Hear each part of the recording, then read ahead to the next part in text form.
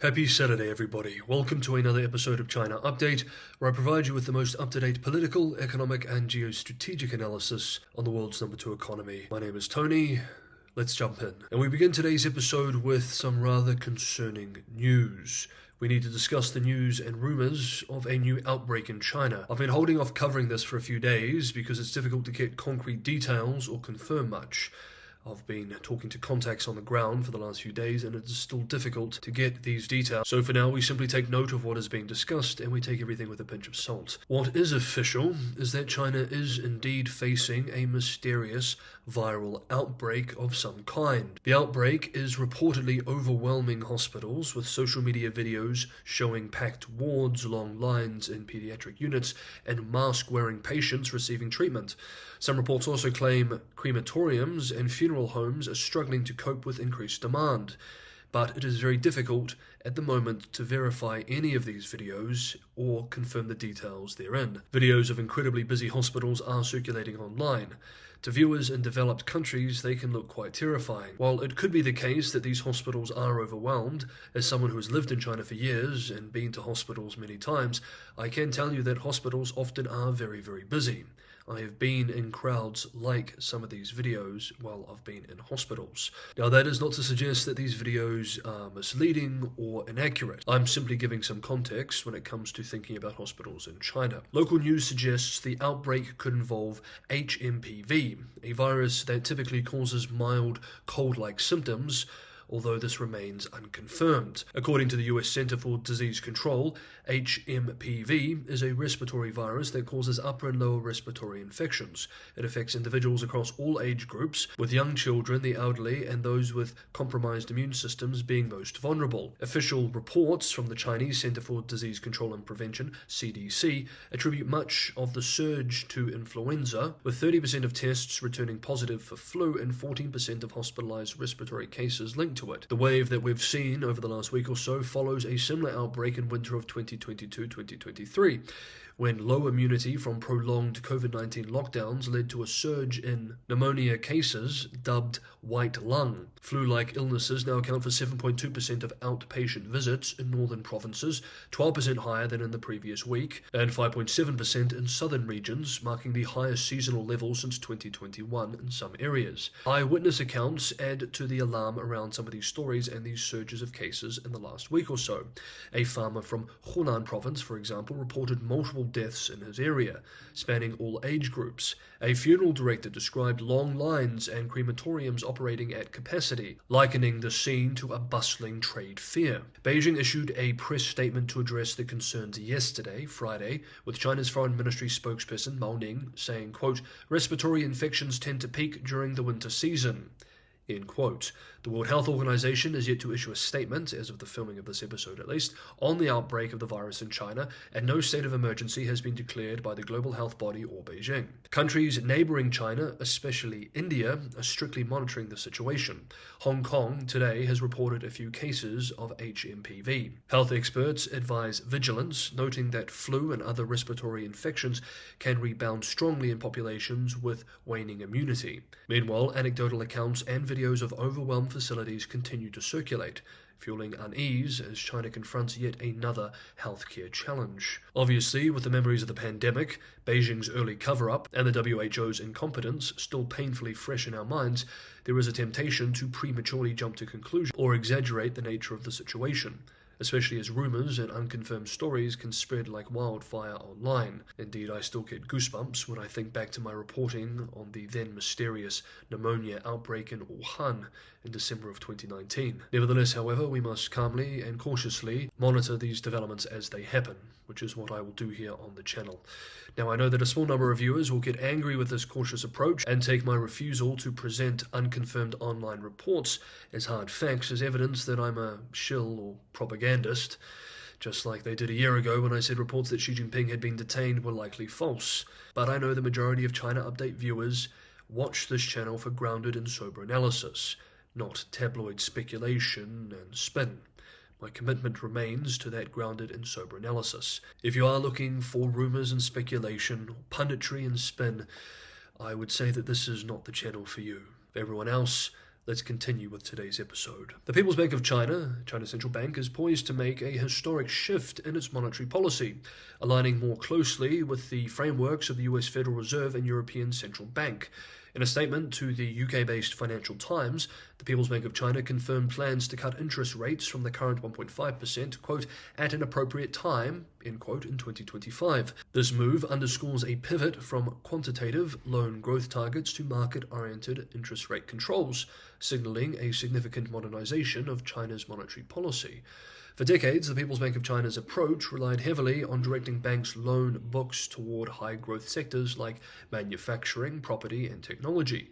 However, this model has contributed to overcapacity, bad debts, and indiscriminate lending, undermining long-term economic sustainability. The People's Bank of China aims to phase out such practices, prioritizing risk-based loan pricing and fostering high-quality development. That's the plan, at least. We will have to see how successful they are and whether everybody in the leadership is on board with that plan. Meanwhile, speaking of the People's Bank of China monetary policy, the onshore yuan, China's currency, has slipped past the psychologically significant 7.3 per dollar level for the first time since late 2023, signaling potential for further depreciation as China grapples with economic headwinds. This breach, despite the People's Bank of China maintaining its daily reference rate, highlights the central bank's struggle to balance currency stability with growth pressures. The yuan's weakening aligns with rising dollar strength and declining domestic bond yields, as noted by Wei Quanyong of BNY. The currency briefly touched 7.319 on Friday before stabilizing, with further drops potentially testing levels last seen in 2007. The shift has also impacted other Asian currencies, with the Taiwan dollar and South Korean won showing declines. China's strategy of propping up the yuan against trading partners' currencies to a multi-year high had inadvertently hurt export competitiveness. The recent breach suggests the People's Bank of China may be adjusting its approach, as rigid currency controls in the past, such as the 2015 devaluation, triggered market volatility and capital outflows. Market sentiment remains bleak, with China's stock index closing at its lowest since September, and sovereign yields at record lows. BNP Paribas and JP Morgan foresee further depreciation, with projections of the yuan weakening to 7.45 to 7.6 by mid-2025. Analysts expect a collaborated adjustment rather than a chaotic decline, with the People's Bank of China leveraging tools like its daily fixing and direct interventions to stabilize markets. Speaking on this news today, Peking University Professor of Finance Michael Pettis observed, quote, "Currency devaluation works very much like import tariffs. It makes exports more competitive, but at the expense of domestic demand. If China were to depreciate the RMB against all currencies and not just the USD, this would only be expansionary if the rest of the world were able and willing to absorb a significant increase in China's trade surplus. If it were not, currency depreciation would actually reduce total demand for Chinese production by reducing domestic demand without a commensurate increase in the trade surplus." End quote. Every action has its own reaction. Next up, we have two more economic updates to cover, but just quickly, if you're getting some value from today's episode of China Update, don't forget to hit the like button. Liking, sharing, and subscribing is a tremendous help for the channel. It is the only way in which the channel can grow. It keeps the algorithm happy. It means it is shown to new people. Patreon and Buy Me a Coffee links are also in the description below. For those who want to help keep the channel financially sustainable, I rely primarily on your support, subscriber support, to keep going and to continue producing these episodes every day. Thank you so much, everybody, for the ongoing support. Next up, for the economy. Thursday saw the release of the Caixin China General Manufacturing Purchasing Managers Index, PMI, which seeks to give an independent snapshot of the country's manufacturing sector. According to the new data, activity in China's manufacturing sector expanded at a slower pace in December, while falling exports dragged on overall demand and employment remained in contraction. The index came in at 50.5 compared to 51.5 in November. A reading above 50 indicates an expansion activity, while a number below that signals a contraction. The official manufacturing PMI released by the National Bureau of Statistics on Tuesday also showed slowing growth in activity, with the index dropping to 50.1 in December from 50.3 the previous month. The Caixin survey showed that growth in manufacturing output in December was the slowest in the fourth quarter, Growth in total new orders, a key indicator of overall demand, also slowed from November. External demand returned to decline. Employment continued to shrink, although at a slower pace. Deflationary pressure increased too, and businesses became less optimistic. Again, all according to the report. Quote, surveyed businesses reported concerns about the outlook for the economic recovery and the looming trade war between China and the US. The diminishing business optimism was reflected in the indicator for future output expectations, which fell by more than 3 points from November, although staying in positive territory. End quote. All in all, fairly poor numbers.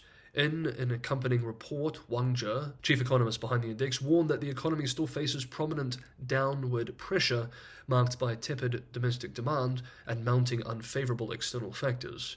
Quote, the external environment is expected to be more complex this year, requiring early policy preparation and instant response. End quote. Manufacturing accounted for 26% of China's GDP in the first 3 quarters of last year, and as regular viewers know, Beijing has pumped its state-directed capital from housing and infrastructure into manufacturing, which brings us to the final story for today. This week, BYD, China's leading electric vehicle manufacturer, reported record-breaking sales in 2024, solidifying its position as a global EV powerhouse. The company sold 4.3 million EVs and hybrids worldwide, far exceeding its initial target of 3.6 million. This included 1.76 million pure EVs, second only to Tesla, which delivered 1.79 million EVs last year. BYD's strong performance highlights its dominance in the world's largest car market, even as fierce competition intensifies. Other Chinese automakers such as Li Auto, Leap Motor, and Xiaomi also surpassed their targets, selling 500,000, 290,000, and 135,000 EVs respectively. Xiaomi, a newcomer to the market, made waves with its SU7 sedan, capitalizing on demand for personalized, affordable EVs. China's EV market continues to evolve, driven by significant government support, including subsidies and a trade-in scheme that offers consumers 20,000 RMB, $2,740 for replacing gas-powered cars with EVs. Analysts predict that by 2025, EVs, including hybrids, will outsell traditional internal combustion engine vehicles for the first time. Despite successes, smaller players face mounting pressure amid a prolonged price war and fierce competition. Companies like XPeng and NIO fell short of sales targets, while startups such as HiFi and Jidu collapsed in 2024. Consolidation is reshaping the market, with major players like Geely merging sub-brands to streamline operations. In his recent New Year's speech, General Secretary Xi Jinping praised the industry's achievements, noting that China's annual production of new energy vehicles surpassed 10 million units for the first time, underscoring the country's growing dominance in the global EV market. As we've seen, however, the industrial policy and strong state support which buttresses this success has caused a backlash around the world, including and especially in the EU, which has erected trade barriers to protect local players. Indeed, potential trade wars, not just with the US but with others, will be one of the main stories to follow for China in 2025. Okay, that is today's episode of China Update. Thank you so much, everybody, for watching. Have a good Saturday. Have a restful weekend. There may be an extra episode tomorrow. There's been so much to cover this week. I may have to do an extra episode tomorrow. So I'll either see you tomorrow on Sunday or for a new week on Monday.